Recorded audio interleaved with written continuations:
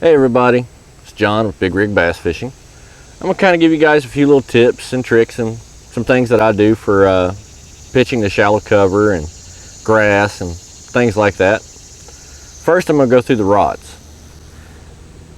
If I'm dealing with a lot of smaller fish or really light cover, short casts, I'm not trying to get out there any kind of distance, I'm probably going to be using a 7-foot medium heavy power extra fast action rod, like this number 8 Tackle Company's blackout rod. This is a 7-foot medium heavy power extra fast action. I pair that up with a 7.1-to-1 gear ratio reel. This one here I've got 15-pound test on, because this is for my lighter pitching, isolated cover, stuff that I'm not real worried about breaking, getting broke off, or dealing with really big fish. The lake that we're on here today, not a lot of big fish. A big fish here is usually around 3 pounds. So this is going to be my number 1 rod. Then when I get up into flipping into some of the standing timber or the lay downs where I'm dealing with a lot of heavy cover, I'm going to switch it over and go to a 7'3" medium heavy power extra fast action, like this one here, which is paired up with a Team KVD reel made by Quantum. I'm testing this one out. I've got it spooled up with 20-pound test fluorocarbon. I'm using a much bigger hook, but I'll go through that here in a moment. This is for when I start getting into the heavier stuff, light vegetation, things like that, where I may have to really winch on a fish to get them out. And then when I get into the really heavy, gnarly, nasty stuff, a lot of thick vegetation, that's when I'm going to go to a 7'6" heavy power extra fast action. This is a Cabela's Tournament ZX flipping stick. These ones here are a presentation specific, but don't pay attention to that. It's all based upon personal preference. You find what you like to use for that situation. But this is a good starting area. This one here, I've got it paired up with a Tournament ZX reel, also by Cabela's. This one here has 50-pound test braid. This is what I'm going to be using when I get into that vegetation, where I need braid to kind of help cut that stuff out of the way. But we'll go through that more here in a few minutes. Now on to the hooks. I'm going to be using 2 basic types of hooks. The first one, and the one that I'm going to use 90% of the time, is going to be a Mustad grip pin. This is a 4/0 heavy flipping hook. And then the second one, and this is what I'm going to be using for my smaller baits, my more finesse flipping and pitching. And this one here is a VMC. This is a 3/0 straight shank flipping hook. This is just a light wire, they call it their finesse hook. And then weights, you're going to base that upon your how deep you're fishing, how much weight you need to get through the cover, what your rate of fall needs to be for the fish. That's all stuff that you got to determine out on the water, based upon the mood of the fish and where the fish are locating at. Now onto the baits. I've got several of them laid out here. These are just basic flipping baits, or flipping and pitching baits. It's all based upon preference. One of my number one baits, especially when I'm dealing with smaller fish or I'm pitching into emergent vegetation, stuff that comes up out of the water, is going to be a Strike King Rage Tail Mini Scrub. Because of their compact design, they'll fall through that vegetation really easily. And because these flange, or the claws on the back, are a little bit thicker than a standard Rage Crawl, they won't get hung as much, because they're not going to want to wrap around anything like an actual Rage Crawl. Because of how thin and flimsy these are and how long they are, they'll sometimes want to wrap over a limb or a piece of grass and hold it into place. But Rage Crawl is another one of my flipping baits.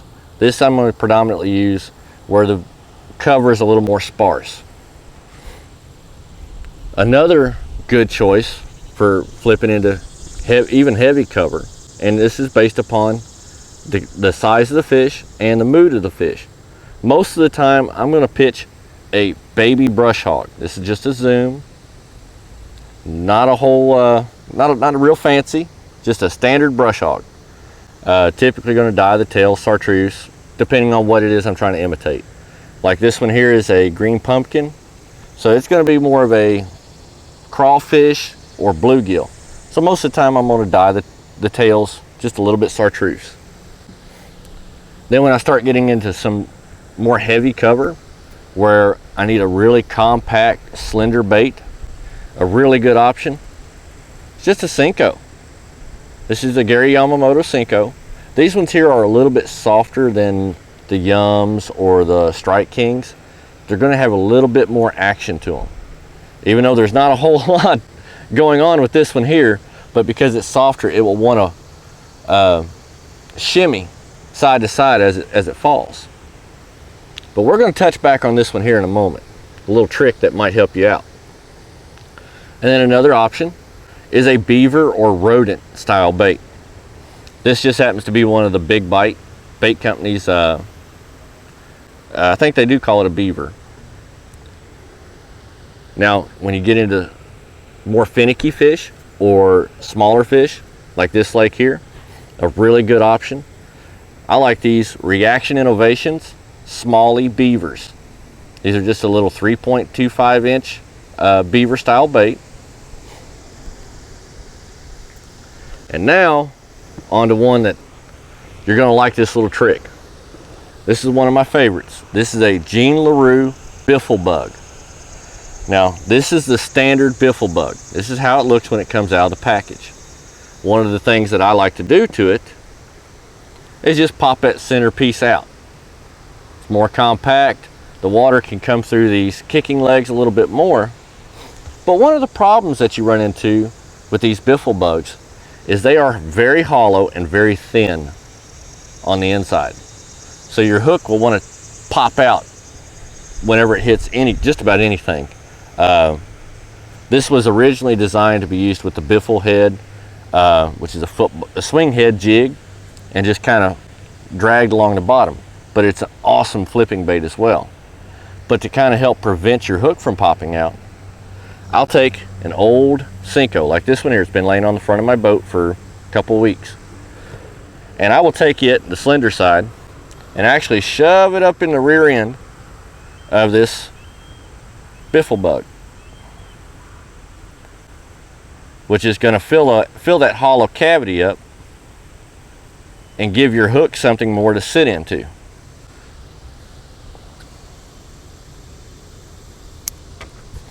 And now you got a little bit of meat in there for your hook to actually stick into. And that's just a couple tips. We're going to go over here in a moment and flip a couple trees just to demonstrate, maybe catch a couple bass out of there. So y'all stay tuned and enjoy. When you guys are pulling up to a lay down like this, a fallen tree, me personally, I always start on the outside. I work the outside limbs first because I want to make sure that if there are any fish sitting out here, I can pull them out before I actually start throwing up into the heart of the tree. Because I don't want to spook these outside fish out before I have a chance at catching them.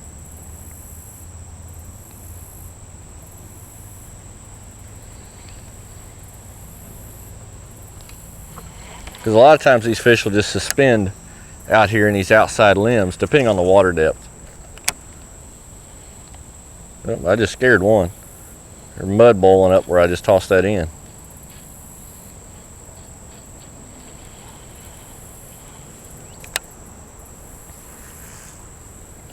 So I try to work the outside limbs first, and then I'll start working my way into the bush or tree. I dropped that one hard. Oh, I hope you guys are able to see that line jump when that fish just grabbed this thing. He almost pulled the rod out of my hand. And that's why we always hit the outside limbs first.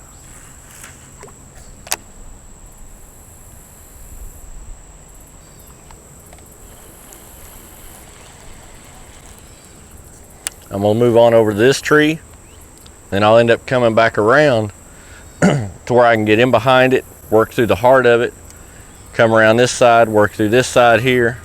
I want to fish as much of this tree as possible.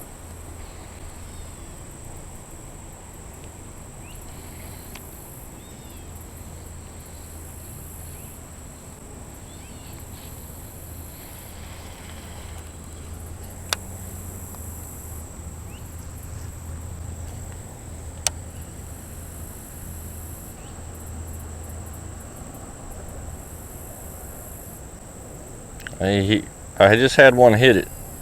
I don't know if he's got it. Yeah, he's got it. Now see how I'm just keeping steady pressure on him? That's to help pull him on out of there. And you pull him right on out. That's a nice little fish. Notice that I had to make multiple pitches to that one piece of cover before she came up and hit it. We're going to get her back in the water here, and we're going to start fishing our way further up into this laydown. Nice fish, but she might be 2 1/4.